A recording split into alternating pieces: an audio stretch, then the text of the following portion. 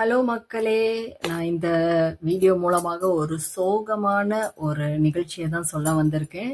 நேற்றைய தினம் வந்துட்டு உத்தரப்பிரதேசத்துல நடந்த ஒரு விஷயத்த தான் வந்துட்டு எல்லாரும் கண்ணீர் மல்க அந்த ஊரே இருக்கிறாங்க. அந்த ஒரு குடும்பமே இருக்குது. என்ன அப்படிங்கிறது தான் இந்த வீடியோல நம்ம பார்க்க போறோம்.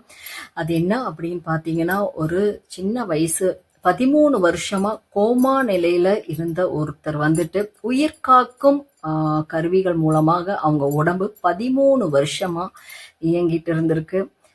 ஸோ அது என்ன எப்படி நிகழ்ந்தது அப்படின்னு பார்த்தீங்கன்னா, அந்த பையன் வந்துட்டு காலேஜ் கிராஜுவேஷன் சொல்லுவாங்க இல்லையா? ஸோ அங்க படிச்சுட்டு இருக்கும்போது அவங்க வந்துட்டு எதிர்பாராத விதமாக மேல மாடி 4வது மாடியிலிருந்து தவறி கீழே விழுந்து 13 வருஷமா அவங்க அப்பா அம்மா வந்துட்டு அந்த பையனை வந்துட்டு பார்த்துட்டு இருந்திருக்காங்க. இப்போ அவங்களுக்கும் வயசாயிடுச்சு. அவங்க பேர் வந்துட்டு ஹாரிஷ் ராணா அப்படிங்கிறது பேரு.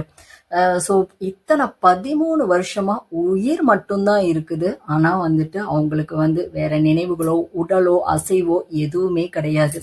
ஸோ 13 வருஷமா அவங்க அப்பா அம்மா பார்த்துட்டு வந்துட்டு இருந்திருக்காங்க.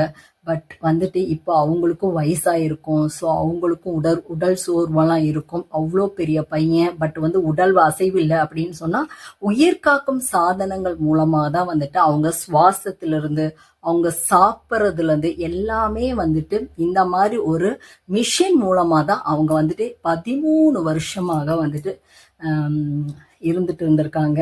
ஸோ வந்துட்டு எவ்வளோ கஷ்டம்னு பாருங்களேன். அந்தந்த ஏஜில் ஸ்கூலுக்கு போகிற வயசுல குழந்தைங்க வந்துட்டு அந்த மாதிரி துள்ளலோட போயிட்டு ஸ்கூலுக்கு போகணும். அதே போல் காலேஜுக்கு போகிற டைமில் குழந்தைங்க வந்து துருன்னு இருந்தால் தான் அந்த பேரண்ட்ஸ்க்கு வந்துட்டு ஒரு நல்லா இருக்கும். ஆனால் எல்லார் வீட்லேயும் ஒவ்வொரு கஷ்டம்னு சொல்லுவாங்கல்ல. ஆனால் இவங்க வீட்டில் எவ்வளோ ஒரு கஷ்டம் அப்படிங்கிறது நேற்று தான் இந்த நிகழ்ச்சி மூலமாக தான் பார்த்து ரொம்பவே மனசுக்கு ரொம்ப கஷ்டமாக இருந்துச்சு.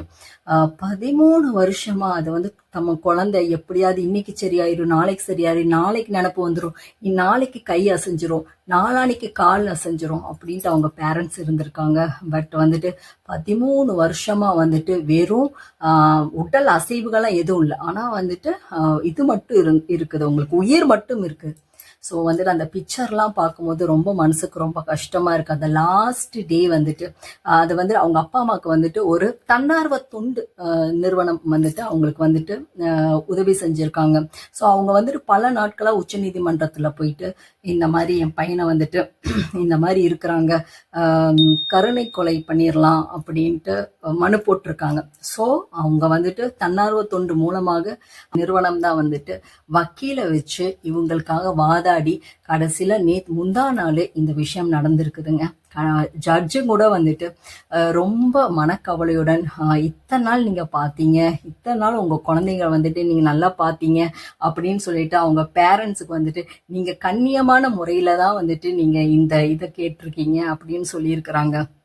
அவங்களே கூட ரொம்ப மன வருத்தத்தோட ரொம்ப கண்ணீர் 2 நீதிபதிகள் இருந்திருக்காங்க. அதுல ஒரு நீதிபதி வந்து கண்ணீர் மல்க வந்துட்டு அந்த தீர்ப்பை வந்து கொடுத்துட்டு இருக்காங்க. சரி, நீங்க வந்துட்டு இந்த மாதிரி கருணை கொலைக்கு வந்துட்டு ஓகே அப்படின்னு சொல்லிட்டு, ஏன்னா அந்த வலிகளை கூட வந்துட்டு அந்த பையனால எக்ஸ்பிரஸ் பண்ண முடியல. அவங்க உடம்புல எங்க வலிக்குது என்ன ஆகுது அப்படின்னு கூட அந்த பையனுக்கு சொல்ல கூட தெரியல. பட் பெயின் இருக்கு. அந்த பெயினை வந்துட்டு அவன் அனுபவிக்க அந்த பேரண்ட்ஸ் அவங்களால பார்க்கவே முடியல. ஸோ இதுதான் வந்துட்டு நாட்டிலேயே ஃபர்ஸ்ட் தடவை கருணை கொலைக்கு வந்துட்டு கொடுத்திருக்கிற இந்த தீர்ப்பு தான். இதுதான் வந்துட்டு இதுக்கு முன்னாடி 53 வருஷத்துக்கு முன்னாடி ஒரு பொண்ணுக்கு கொடுத்திருக்கிறாங்க இந்த மாதிரி தீர்ப்பு. அதுக்கப்புறம் இதுதான் வந்துட்டு 53 வருஷத்துக்கு அப்புறம் இந்த தீர்ப்பு இப்பதான் வந்திருக்குது. ஸோ அவங்க ரொம்ப கண்ணீர் மல்க அந்த பேரண்ட்ஸ் வந்துட்டு அந்த லாஸ்டா கேக் கட்டிங்லாம் பண்ணாங்க. அந்த உயிர் காக்கும் அந்த இதை எடுத்துட்டா, அந்த மிஷினை எடுத்துட்டானா அவன் அவ்வளவுதான் இறந்துருவாங்க. ஸோ அதுக்கு முன்னாடி வந்துட்டு அந்த பையனுக்கு வந்துட்டு கேக் கட்டிங்லாம் பண்ணி, அதுக்கப்புறம் அந்த தன்னார்வ தொண்டர்ல இருந்து அந்த சிஸ்டர்லாம் வந்து தலையில ஏதோ பூசிட்டு அவங்க வந்துட்டு ஒன்று சொல்றாங்க, எங்களை மன்னிச்சிடு, நீ போயிட்டு வர நேரம் ஆயிடுச்சு, நீ போயிட்டு வா அப்படின்னு சொல்றாங்க. அதெல்லாம் வந்துட்டு நம்ம வீடியோல பார்க்கவே முடியல. ரொம்ப கஷ்டமா இருக்கு. ஆஹ் மனுஷங்க எப்படி எப்படிலாம் இருக்கிறாங்க. பட் வந்துட்டு ஒரு நல்ல ஒரு இளைஞனுக்கு வந்துட்டு இந்த மாதிரி ஒரு சூழ்நிலை, அவங்க பேரண்ட்ஸ்க்கு இந்த மாதிரி ஒரு சுச்சுவேஷன் வந்துருச்சு. அவங்க அப்பா அம்மா அவ்வளோ துக்கத்துல இருக்கிறாங்க. ஸோ அதை பார்க்கவே முடியல. என்னால் வந்துட்டு இதை வந்துட்டு சொல்லணும்னு தோணுச்சு, அதனால நான் சொல்றேன்.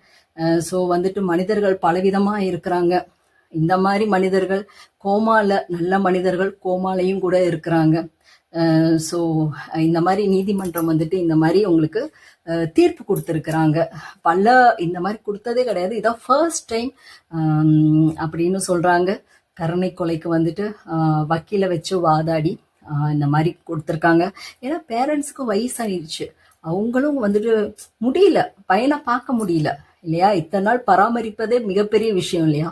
ஆனாலும் நீதிபதி அவங்கள வந்துட்டு நீங்க வந்துட்டு ஒரு கண்ணியமான முறையில தான் கேட்டிருக்கீங்க, உங்க சுச்சுவேஷன் என்னன்னு எங்களுக்கு தெரியுது அப்படின்னு சொல்லிட்டு நல்லா கேக்கெல்லாம் கட் பண்ணி அந்த பையனுக்கு வந்துட்டு எல்லாத்தையும் நல்லா பார்க்க வச்சு, பெரியவங்களெல்லாம் பார்க்க வச்சு, அவங்க ரிலேட்டிவ்லாம் வந்து பார்த்துட்டு, அதுக்கப்புறம் வந்துட்டு அந்த அந்த அந்த இன்ஸ்ட்ருமெண்ட் என்னென்ன உடம்புக்கு போட்டிருந்தாங்களோ அதெல்லாம் நீக்கி அவங்க வந்துட்டு நம்மளை விட்டு போயிருக்காங்க. ஸோ அந்த அந்த உயிர் வந்துட்டு ஆத்மா சாந்தி அடையணும்னு சொல்லிட்டு நம்ம எல்லாருமே ப்ரேயர் பண்ணிக்கலாம். ஸோ இனிமேல் இந்த மாதிரி நிகழ்வுகள்லாம் நடக்கக்கூடாதுன்னு சொல்லிட்டு நம்ம வந்து ப்ரேயர் பண்ணிக்கலாம். என்ன பண்ணுறது, நம்ம ஒன்று நினைக்கிறோம், கடவுள் ஒன்று நினைக்கிறாரு. ஸோ அந்த பையனோட ஆத்மா வந்துட்டு சாந்தி அடையணும்னு சொல்லிட்டு நம்ம எல்லாருமே ப்ரேயர் பண்ணிக்கலாம். கண்டிப்பாக வந்துட்டு அவங்க பேரண்ட்ஸுக்கு வந்துட்டு இதை தாங்கக்கூடிய ஒரு இது கிடைக்கணும். கண்டிப்பாக என்னதான் இருந்தாலும் இத்தனை நாள் பையனை பாதுகாத்தாங்க, இத்தனை வருஷம் 13 வருஷம் ஒரு பையனை பார்க்கறது அவ்வளோ ஈஸியான விஷயம் கிடையாது. ஸோ அவங்களுக்கு ஒரு ஹேண்ட்ஸ் ஆஃப் தான் சொல்லணும் அந்த பேரண்ட்ஸுக்கு. அந்த மன வலிமை, எப்படினாலும் என் பையன் இன்னைக்கு சரியாயிருவான், நாளைக்கு சரியாயிருவான், இன்னைக்கு கை கால் அசைஞ்சிரும், நாளைக்கு கை கால் அசைஞ்சிரும், ஒவ்வொரு நாளும் வந்துட்டு வெயிட் பண்ணி கடைசியில் அவங்க தோல்வி தான் அடைஞ்சாங்க. ஸோ வந்துட்டு இதை வந்து நீதிமன்றத்துக்கு கொண்டு போய் நீதிமன்றமும் இப்போ வந்துட்டு ஒரு தீர்ப்பு கொடுத்துருக்குது. அது வந்து ஒரு துக்கமான விஷயம் இருந்தாலும் அந்த பையன் கஷ்டப்படுறது யாருங்க பார்க்க முடியும். அந்த பையன் கஷ்டப்பட்டு நித்தம் வலியை கூட சொல்ல முடியலன்னா எந்த பேரண்ட்ஸ் தாங்க முடியும். அந்த நமக்கு வலி இருந்துச்சுன்னா ஆணு கத்துறோம் இல்லையா, அந்த வலி கூட அவனுக்கு உணர முடியாதுன்னா அப்புறம் அதை வந்துட்டு பட் அவங்க பேரண்ட்ஸ் ஃபீல் பண்ணுவாங்கன்னு நினைக்கிறேன் இந்த நேரத்தில் இந்த வலிக்கும் அப்படின்னு சொல்லிட்டு. பட் அவங்களுக்கு ஒன்றுமே தெரியல. ஸோ அதனால இந்த மாதிரி ஒரு கருணை கொலை உச்சநீதிமன்றம் வந்துட்டு கொடுத்துருக்குறாங்க. ஸோ அந்த பையன் வந்துட்டு ஆத்மா வந்துட்டு அந்த ஹாரிஷ் ராணாவுடைய இது ஆத்மா வந்துட்டு சாந்தி அடையணும்னு சொல்லிட்டு நம்ம எல்லாருமே ப்ரேயர் பண்ணிக்கலாம். கண்டிப்பாக வந்துட்டு அவங்களுக்கு ஒரு நல்ல இளைப்பாறுதல் கடவுள் கொடுப்பாரு அப்படின்னு நம்ம நம்புவோம். கண்டிப்பாக இதை வந்து ஷேர் பண்ணணும்னு தோணுச்சு. நம்ம எப்படியோ இருக்கிறோம் இந்த உலகத்துல, கை கால் நல்லா இருக்கும் போது என்னென்னமோ பண்ணிட்டு இருக்கிறோம். ஸோ இந்த மாதிரி நிகழ்ச்சிகளையும் நம்ம நினைச்சு பார்த்துக்கணும். கடவுள் நம்மளை எப்படி நல்லா வச்சுக்கிறாரு அப்படின்னு சொல்லிட்டு நம்ம நினைச்சுக்கணும் அப்படிங்கிறதான் இந்த பதிவு. Thank you so much. அடுத்த வீடியோவில் நல்ல ஒரு பதிவோட நான் வரேன். Thank you so much. தேங்க்யூ.